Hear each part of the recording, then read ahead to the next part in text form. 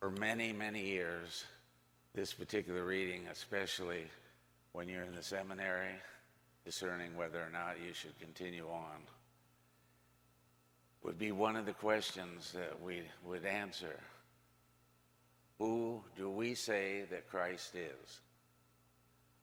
Now, if you walk out the door and someone comes up to you, let's say a person from a deputy sheriff or, recognizable car, so you won't be too upset, and they said, well, what's your name?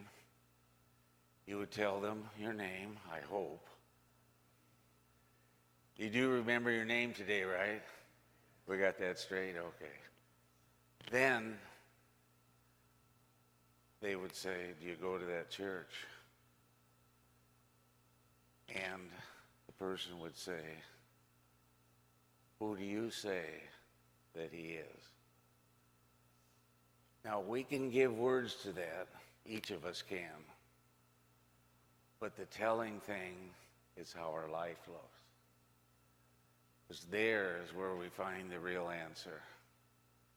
The way we live our life.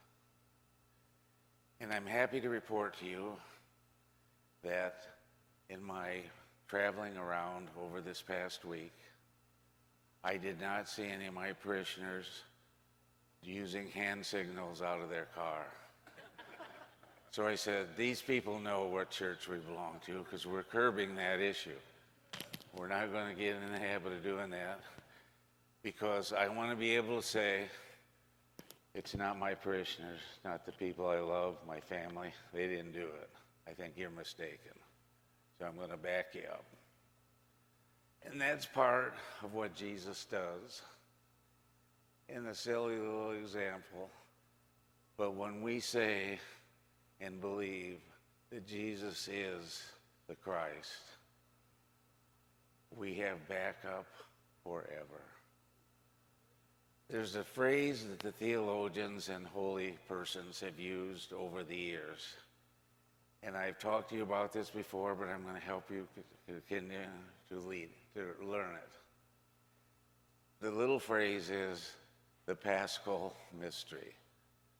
And this you need to know clearly and distinctly and how it applies to you.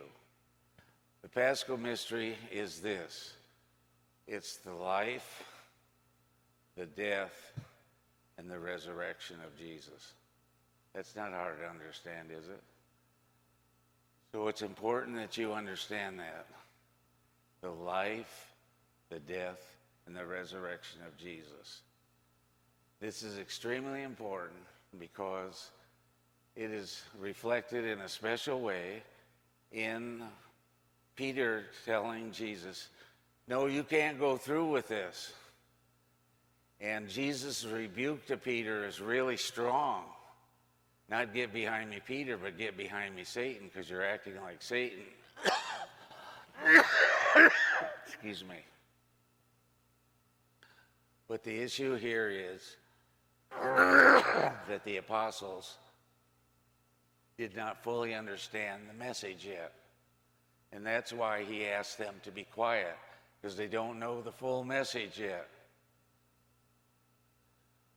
And what this points out in our own spiritual life is that when we see Jesus' life, death, and resurrection, it is a pattern for our own life.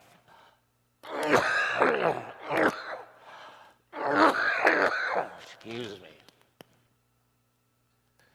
It means that through our life as a Christian Catholic, we're going to reflect the life of Jesus. And it means that there are going to be ups and downs in our life.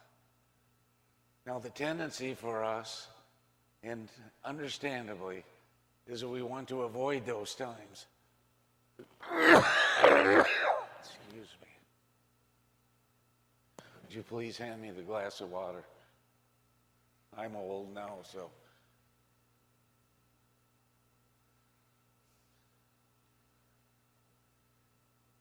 Come back. Okay. Thank you. Just leave it there for now. Sorry for the interruption. Where was I?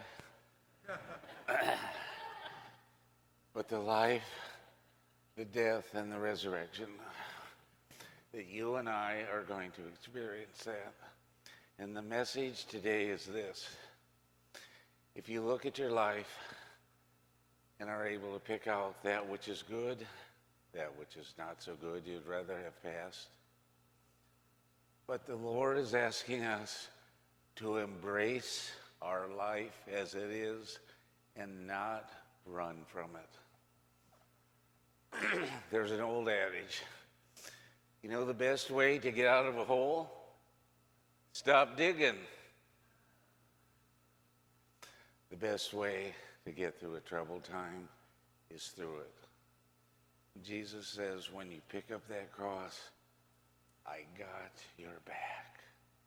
I got your back. Take a day at a time. Excuse me. Take a day at a time, but embrace it. Don't run from it. When you're able to do that, the journey becomes shorter and less tedious because we're living our life as Jesus did, and we're reflecting that life.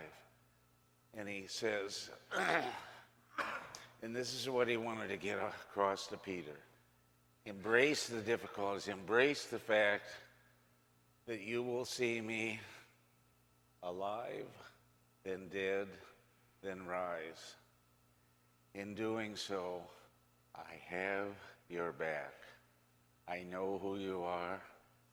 And when you look at my life, whatever's going on in your life will be possible, and you will get through it if you embrace it. And that's the meaning of take up my cross and follow me. Embrace what's going on so we can move to the next step, because he forever, in love, has our back.